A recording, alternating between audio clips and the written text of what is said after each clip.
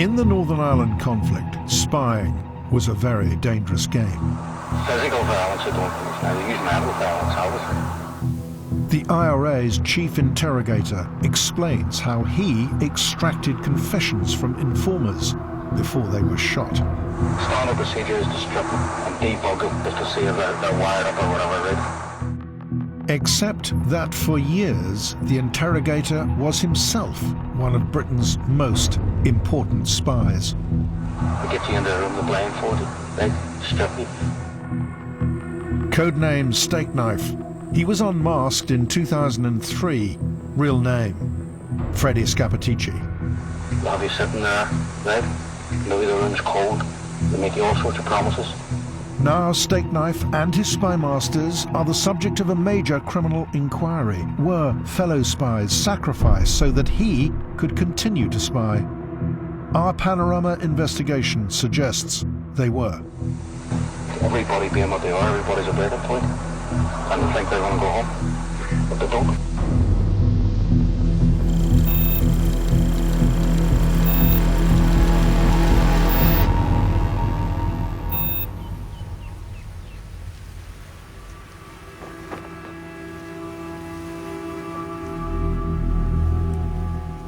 This is Milltown Cemetery in Belfast. The Northern Ireland conflict cost 3,700 lives. Many are buried here, along with many secrets. In one corner are the graves of those revered as heroes by the IRA. Elsewhere, the graves of those shot by the IRA as British spies. But in the murky world of agents and informers, some things are not quite what they seem. Officially, the Northern Ireland conflict was not a war. In truth, it was sometimes waged by the intelligence services as if it was. This is the story of how far the intelligence services compromised their peacetime values in an effort to beat the IRA. A story that some have been determined should never see the light of day.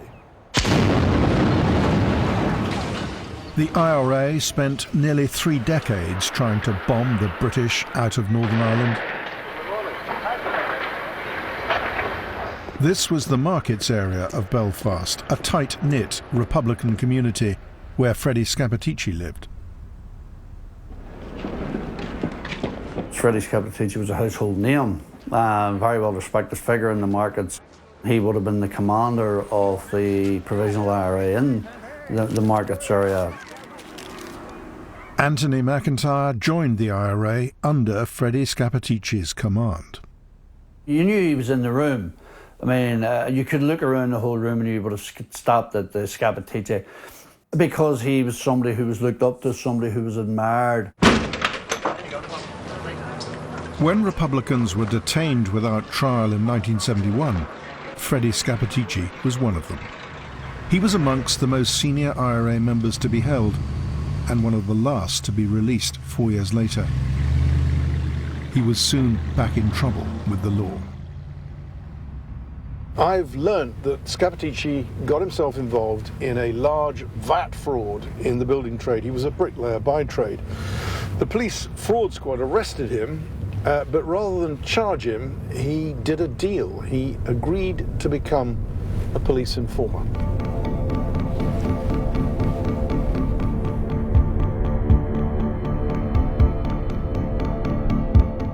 The IRA had also appointed him to a new unit to root out informers called Internal Security. One of its first victims was a young IRA volunteer called Michael Kearney. I'm on my way to meet a close relative who was also in the IRA. He wants to remain anonymous. The countdown to Kearney's death began when he and a friend were picked up by the army and handed over to the police, the Royal Ulster Constabulary. His friend later testified that he could hear Michael getting a really hard time. He seemed to be getting thrown against the walls because the walls were vibrating and they were shouting and screaming, banging tables. 3 days later, Kearney broke. and disclosed to the police the location of a small explosives dump. The British Army and the RUC in a combined operation raided the flat that night and recovered the explosives. Instead of charging Kearney, the police turned him loose. By lifting the dump, they were actually fingering him, basically sending word to the IRA to say this is the one that lifted the dump, or this is the one to give away on this particular dump. A detective had warned that if Kearney was released, he risked being shot as a spy. The police put it to the vote, 3-1, in favour of his release. Sure enough, within 48 hours, Kearney was ordered to report to the IRA's Internal Security Unit. He was driven south to the Irish border. Kearney was questioned by a team of interrogators, including Freddie Scappaticci. After 16 days, he was released, or so he thought. They actually had given him a drink. They had actually told him that he was going home to his mother and he would be heading due north shortly. Instead of heading north back to Belfast, the van carrying Kearney headed west along the border. And when they reached a place called Maguire's Bridge, it was there that he was told, quite candidly, that he was to be executed. How do you know that? The IRA told me. He got out of the vehicle, and I've been told he wasn't bound or gagged or hooded in any way. His executioner, he said that he accepted it as a soldier. Michael asked to say a prayer, and he was allowed to, while the guy loaded up, and as he was praying, he was shot twice in the back of the head at close range. Michael Kearney had just turned 20 when he was shot by the IRA after being interrogated by Scappaticci. The IRA have since acknowledged he was never a spy. With the blood of Michael Kearney on his hands, 2 months later, Scappaticci graduated from being an informer with the police fraud squad to a paid agent with military intelligence. The British now had a spy at the very heart of the IRA, with unique access to its high command and its war plans. I mean, the security department, they know everything about the IRA. They are like an electrical junction box through which every wire must flow. If the British put somebody in there, the British really have the wadding tackle of the IRA firmly in their hands. I mean, it's a brilliant, brilliant strategy.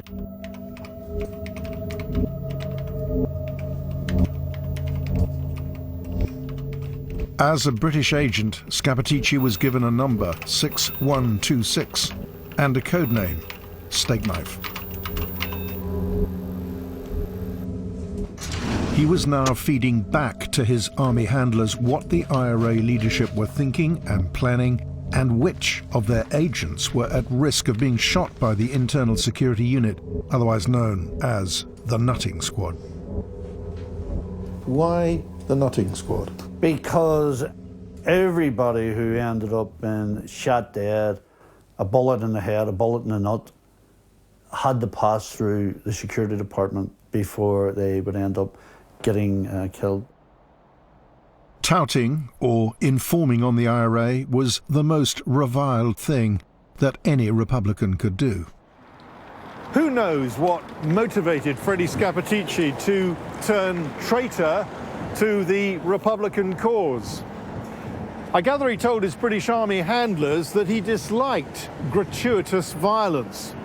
Still, that doesn't seem to have stopped him from preparing his fellow agents for death, and sometimes pretty barbaric deaths at that.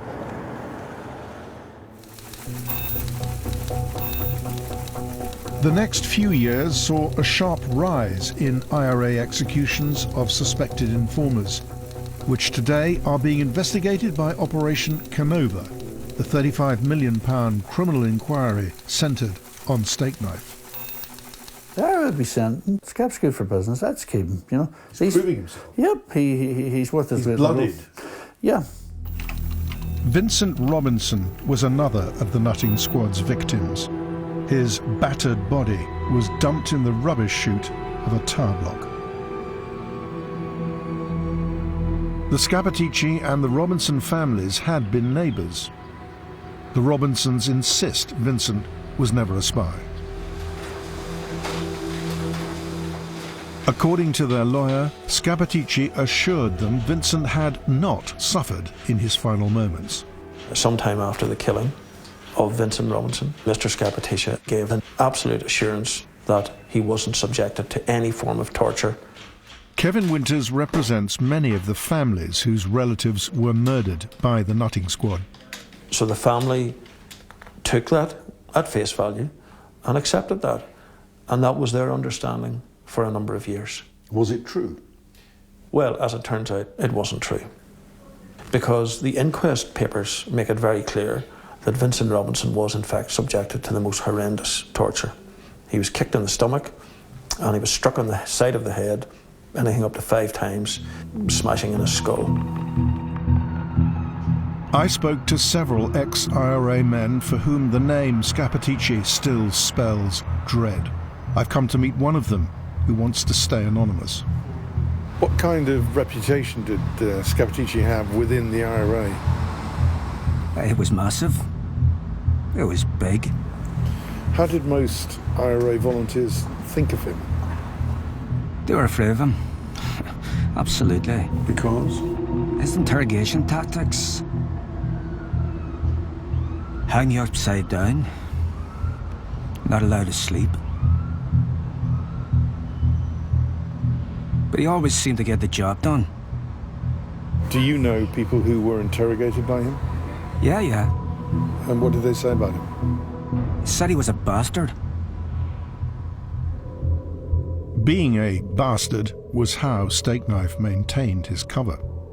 We had to know where the threat level was, the strengths and weaknesses of the people we were actually dealing with. For 5 years, Ray White headed Special Branch in Belfast, working closely with MI5 and military intelligence. Back then, spy technology was nothing like as sophisticated as it is today. The biggest reliance actually was on having an individual within the organisations. So the two-legged source, by and large, meeting, as it were, with his handlers was our bread and butter. Both security sources and former members of the IRA here in West Belfast have told me Scapitici became head of the nutting squad during the 1980s. Culling agents was, of course, one of the squad's key tasks. So Scapitici's British Army handlers can have been in absolutely no doubt that he was involved in the murder of his fellow agents time and time again. No matter what the handler basically cautions the agent, once he steps back into the paramilitary world, he has to be a model terrorist. He has to abide by the instructions that the organisation gives him in every respect. The bottom line is you don't get intelligence from milkmaids. That seems to be what you're saying. That's the aspect that even some of our colleagues today find a wee bit hard to sort of come to terms with, that you're actually doing deals with people who, as I say, had blood on their hands. A lot of blood while Scapitici was in the nutting squad. Operation Canova, the new investigation into Steakknife, was triggered by Northern Ireland's Director of Public Prosecutions on receipt of a classified report.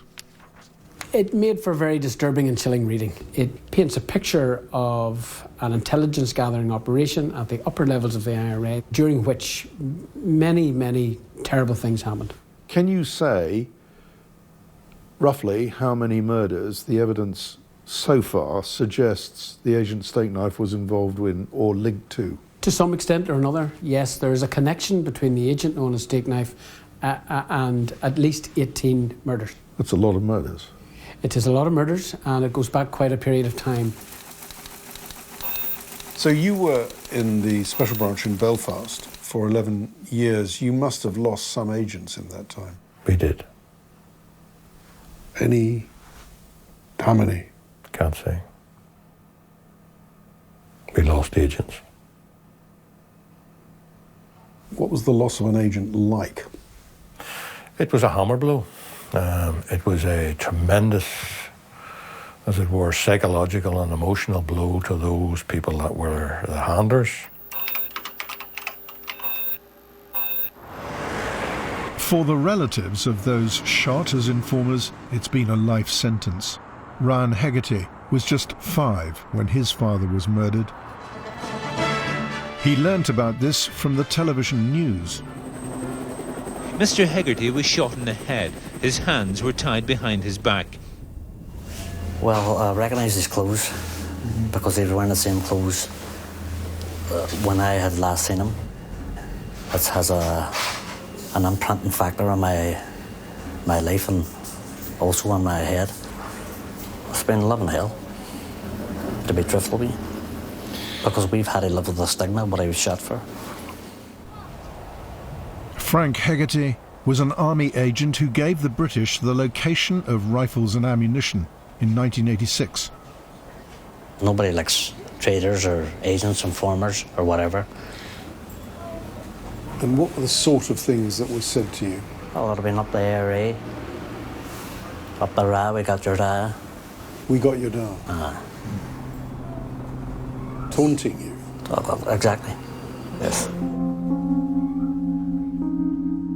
Could Frank Hegarty's life have been saved? Scappaticci has said he knew Hegarty was going to be shot. Sometimes Scappaticci didn't tell his army handlers all he knew, but sometimes he did. Are you able to say whether any of the agents you did lose, intelligence services were forewarned by Steakknife that they were at risk? If I answered that question, I would be identifying the individuals that were there, and as there's an ongoing investigation into those things, that's an aspect I would just leave on the table.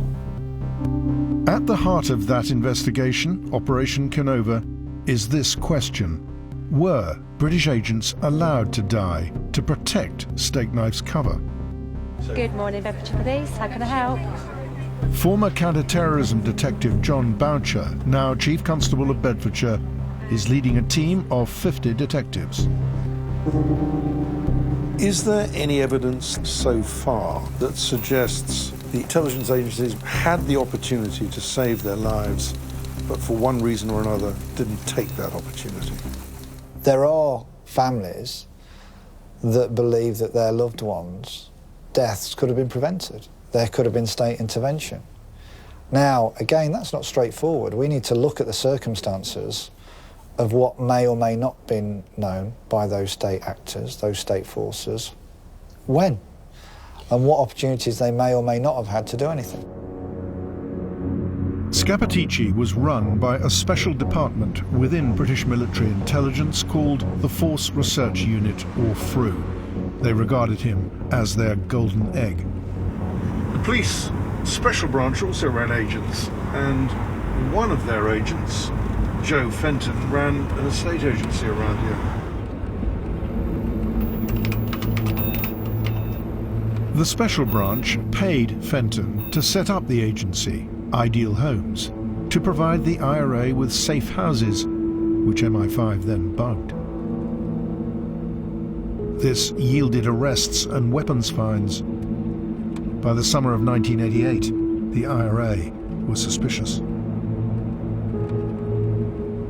The special branch reported that Scappaticci was going to lead an IRA investigation into every job Joe Fenton has been involved in over the years to establish whether or not he was a British agent.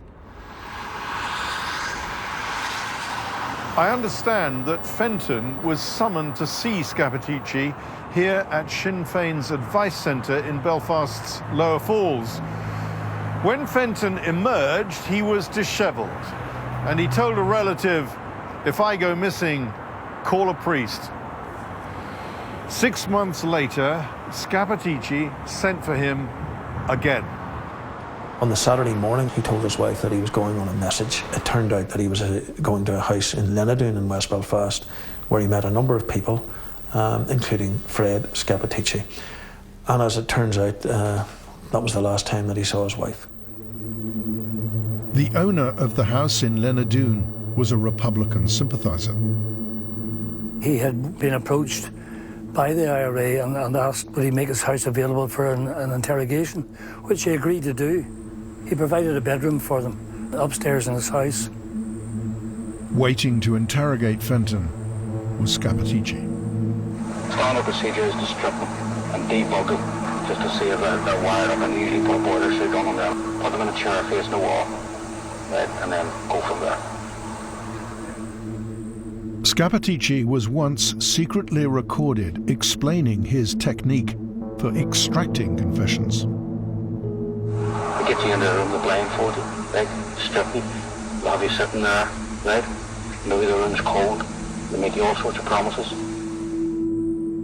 The homeowner later described the scene to police. You could hear banging, fighting, and a lot of violence for a long time. Fenton had put up one hell of a fight before everything went quiet. Presumably he'd been maybe gagged, bound, or whatever. And everybody being what they are, everybody's a breaking point. You know? Fenton was kept for another day after Scapitici had broken him into confessing he was a special branch agent.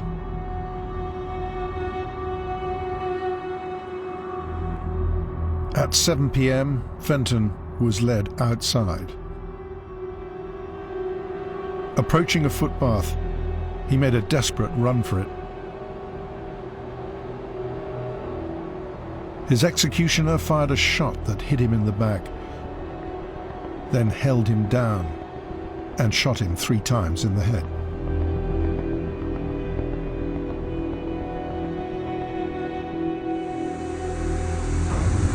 And they think they're going to go home. But they don't.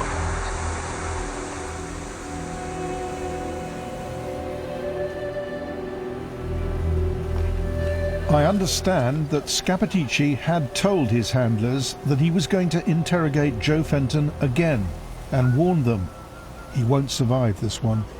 Well, if that's the case and if that's correct, the obligation on the part of handlers or whoever else was more than a moral obligation to look after the life of that individual. It went beyond that. And if that's the case and there was prior knowledge and nothing was done to intervene, well, that veers into the realms of criminal liability. Do you know why Joe Fenton's life was not saved? I'm not going to speak about specific cases. That is one of the murders that we are investigating. That's within the terms of reference of Operation Canova. But I'm not going to be able to discuss at this stage the issues around that particular death. While the Army's Force Research Unit, the FRU, were responsible for Steakknife, the Police Special Branch were responsible for Joe Fenton, 2 British intelligence agencies with 2 different priorities. Did Steakknife's intelligence take precedence? I understand that when the Special Branch received his intelligence, the Army usually required this caveat: no action to be taken without direct reference to FRU. FRU sources have told me that Steakknife was providing a continuous flow of intelligence that was saving many other lives. Does that become a factor in terms of your analysis? You know, is there going to be a greater loss of life coming down the line? It really is a moral maze and a moral conundrum as to how you actually balance out. There must have been occasions when members of the intelligence services had to play God. You had to decide which life you were going to save. Did you confront those decisions? Sort of decisions? Those decisions were there. Thankfully, they were, as it were, rare. But in the 1 or 2 circumstances that, as I say, that I do have a recollection of, as I say, we did our utmost. And that's the question for Canova. Did the intelligence services always do their utmost for all their agents? We need to understand what was the rationale and decision-making of one person being allowed to die in order, potentially, if this was the case, that another person can live. What do you say to those people now investigating the past who weren't confronted with the sort of moral dilemmas that you've outlined? Well, first thing I say, consider yourself lucky that you didn't have the decisions to make. 10 months after Joe Fenton's death, Scappaticci was back at the same house, interrogating another Special Branch agent, Sandy Lynch. It was January 1990. Lynch later described his ordeal to the police. I heard a voice who I believed to be Scappaticci, and then he said, "Do you know who I am, Sandy?" And I said, "Yes." He said, "I don't give two fucks because where you're going, you'll not be telling no one." Scappaticci told Lynch he'd end up dead like Fenton if he didn't confess. He said if he had his way, I would get a jab up the arse and waking up in God's country, hung upside down in a cowshed, that he'd skin me alive and that no one would hear me squealing. As with Fenton, Scappaticci warned his army handlers there was to be an execution. But unlike Fenton, this time the cavalry was sent in.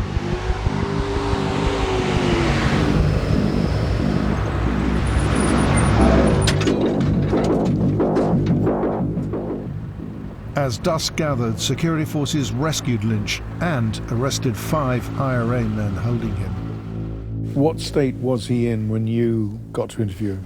He was exhausted, he hadn't been fed. His eyes were, he'd been blindfolded for almost all of the time. Do you think the IRA did intend to shoot him? I've absolutely no doubt about that. The unanswered question is why this time was the cavalry sent in, when, just as before with Fenton, there was a direct risk to Stakeknife's cover. All we do know is that 3 months previously, an English policeman had been called over to Belfast to investigate the undercover war. John Stevens was then Deputy Chief Constable of Cambridgeshire.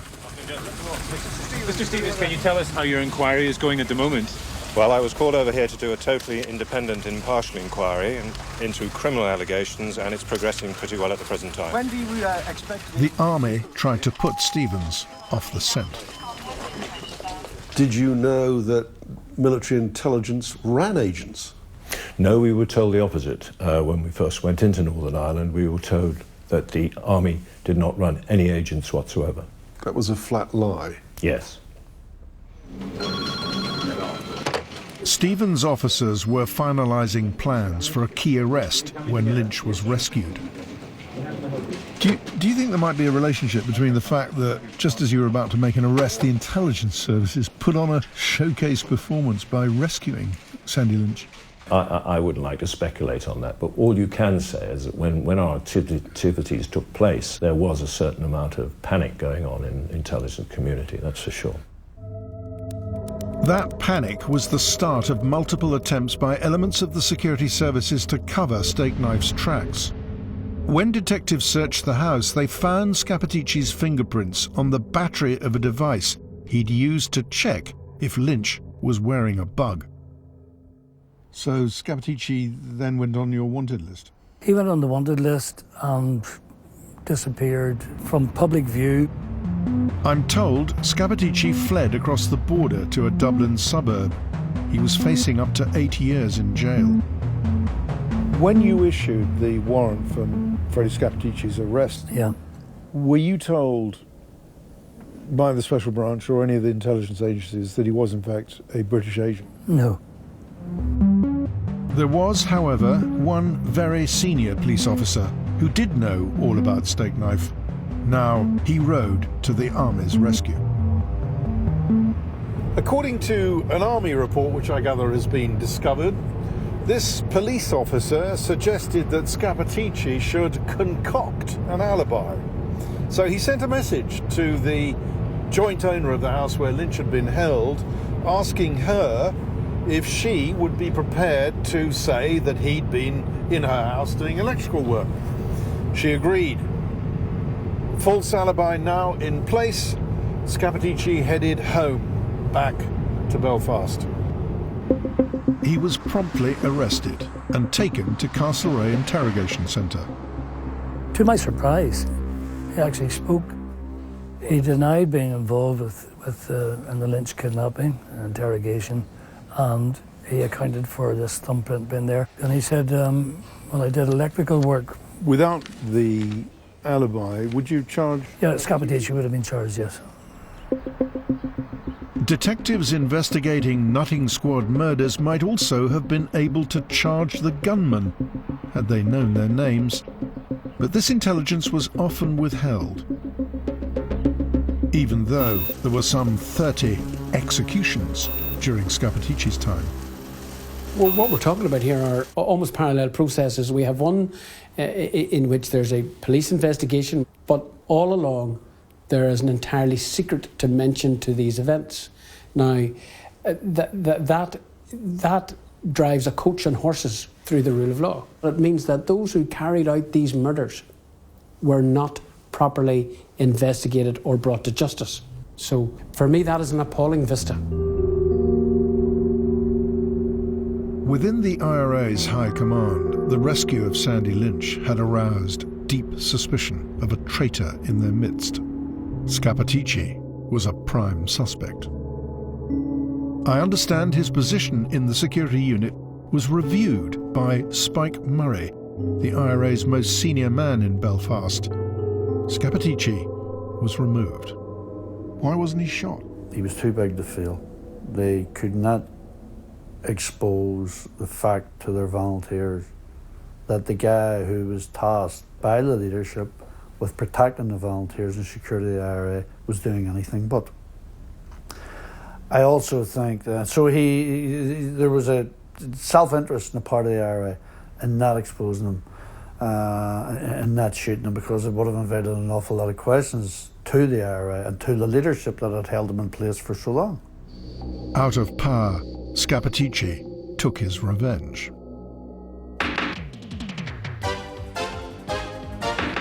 In August 1993, ITV broadcast an exposé about the head of the IRA's Northern Command. The man who controls the IRA, James Martin McGuinness. The next day, Scappaticci arranged to meet the programme makers. Calling himself Jack, he met them in the car park of this hotel just outside Belfast.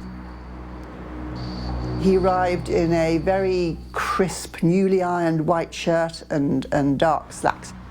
He's fairly self-assured, stocky, short dark hair, receding hair. Scappaticci then vented his anger on the senior IRA members who were blocking his return to the IRA, including Martin McGuinness, who's recently died. He's a very cold person. He doesn't have friends within the IRA. He has what he calls comrades, but he doesn't have friends as such. Asked how he knew all this, Scappaticci gave this wistful response. Well, I know it because, if we want to be straight here, I was at the heart of things for a long time, right? Right. I'm no longer at the heart of things, right? I haven't been for a few, 2 or 3 years, right? But I know what I'm talking about. We asked him how he felt about now not being at the heart of things, and he said, there's more to life than killing. You asked him if he'd actually ever killed anyone, and what was his reaction? He was evasive, and we were all under the impression that he clearly had. When the Special Branch learned who Jack was, they told the journalists if they broadcast his voice, he'd be shot. So they didn't. And there, Scappaticci's secret life might have stayed secret, but for a former member of the Army's Force Research Unit. Ian Hurst left the FRU in 1990. 9 years later, inspired, so he says, by a new moral imperative, he told the Sunday Times the British had a major agent, codename Steak Knife. I didn't join the Intelligence Corps to conspire to commit criminal offences. Nobody has that dispensation. Nobody has the licence to kill. Meaning? Meaning, I suppose, the greater good, which is the old adage of, you know, you lose one life, but you save 100. It was 1999, and John Stevens was back investigating the undercover war. Hurst was interviewed by Stevens, who later sought access to Stakeknife's files from Army Headquarters, Northern Ireland. The documentation was a limited amount of documentation, and most of the documents had actually been destroyed, the Army said, through normal, regular procedures of getting rid of documentation which they didn't need. Do you believe that? Well, that's what they said, and I don't know. In 2003, Hurst upped the ante. Now he leaked Stakeknife's real identity to the newspapers. Scappaticci was spirited out of Belfast and flown to England, where, I gather, MI5 offered him protective security, which he declined, confident he could bluff it out. He calculated that the IRA had every reason to support him if he denied he was a spy. And he was right. The IRA and Freddie Scappaticci at that time had a mutual dependence on each other and a mutual interest in this story not coming out and in this story being rubbished. Scappaticci flew back to Belfast. There, he sought a meeting with the IRA leadership. They came to an understanding. This led to a call to a BBC correspondent. At the time, it all seemed a bit last minute, spontaneous. I went to West Belfast. That's when I met Freddie Scappaticci. He gave me a bit of a glance and a bit of a look. Scappaticci portrayed himself as an ordinary citizen, so insulted by the slur that he was a spy, he'd no choice but to go to a solicitor. My statement basically is that I am Freddie Scappaticci.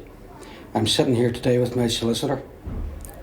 I'm telling you I'm not guilty of any of these allegations. And I suppose my thinking about that now, there was no sense of nervousness in his voice because he's delivering a prepared script that he knows people are on board for. Why do you think this label Stakeknife has been attached to you? I don't know. And just one final question. Were you at any stage a member of the IRA and involved in the Republican movement?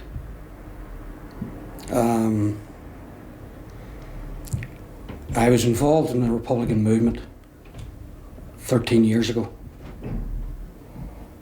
But I have no involvement this past 13 years. And what about the allegations? Sorry, that's just finished. That's just finished. You got three. The British Army's master spy had put on a bravura performance. Just one thing I would like... no, turn the camera off, please. Yeah, sure. But then, his performance had been choreographed by the IRA from start to finish. I'm told the IRA's head of intelligence was watching from across the street. I think it wasn't about saving Freddie Scappaticci's life. I think it was about saving the skin of the IRA's reputation.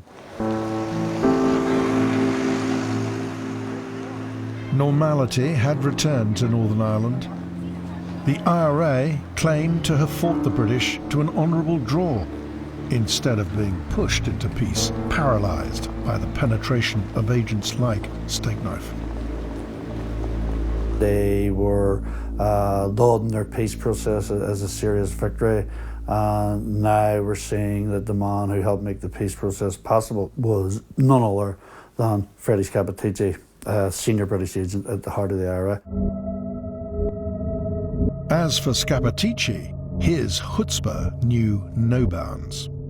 Now he demanded ministers deny he was Stakeknife. But the government wasn't about to end a decades-long convention. Further comment was made about the question of Stakeknife. Honourable members of the House will not be surprised if I say that I will not comment on intelligence matters. So, Scappaticci took the government to court. He lost. But, crucially, I understand, He told a lie by swearing on oath an affidavit to say he was not Steakknife. And then Scappaticci's nemesis returned, demanding the police investigate him for perjury. What was their initial reaction? Indifference, bordering on incredulity, which culminated in once put under pressure to come to a decision which took an almighty amount of time, quote unquote, it was uninvestigable. How a allegation, because that's what it is, it's only an allegation of perjury, is uninvestigatable is beyond my comprehension. It either is a fact or it isn't. Reluctantly, the police conducted an inquiry, which I'm told was cursory. In 2007, they sent a file to the Northern Ireland Director of Public Prosecutions. The DPP decided not to prosecute Scappaticci for perjury on the grounds that even if he had lied to the High Court, he'd genuinely feared for his life, leaving him no choice but to lie. And yet, Scappaticci had voluntarily returned to Belfast to do a deal with the IRA, and he'd rejected MI5's offer of protective custody. In 2015, the new DPP, Bara McGrory QC, also seems to have noted a contradiction. I have serious concerns in relation to this decision. I understand a senior lawyer involved in taking that decision was the DPP's deputy, Pamela Atchison. She is no longer at her desk.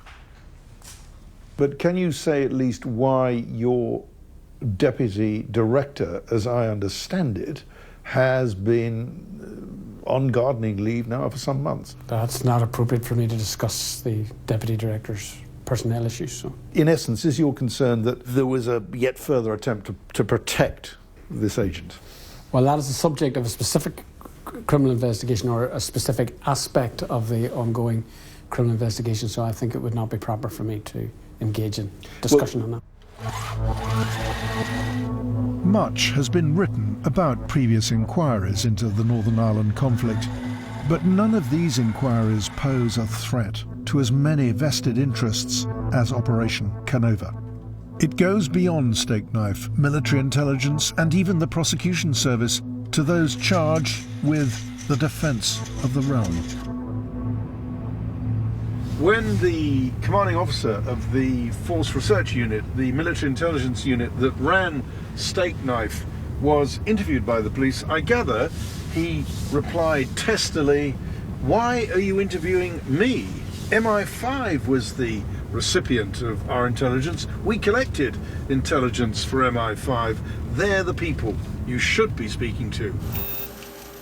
Canova also extends to those IRA leaders said to have authorised the executions, some of whom are now senior politicians here. If there's any group that might be uncomfortable with this investigation, it is the IRA, because if there's an agent engaged in a series of murders, then it was the IRA who sent them out to do them. That is why this case disturbs me so greatly, is because there was a potential complete corruption of the judicial and legal process insofar as investigations, prosecutions and trials were concerned. I think Scappaticci has the potential to pull the roof down on all sorts of people, whether at the top of the Republican leadership or whether within the intelligence community and beyond. And I'll be amazed if we get to that point. Because? Because it's too damaging for too many people. We'd like to have put the allegations in this programme to Freddie Scappaticci, but a court order prevents us from even approaching him. The charge against the state is that blind eyes have been turned to multiple murder, including fellow agents of the state. So, to whom will the state now give its ultimate allegiance? Agent 6126 or those he prepared for death.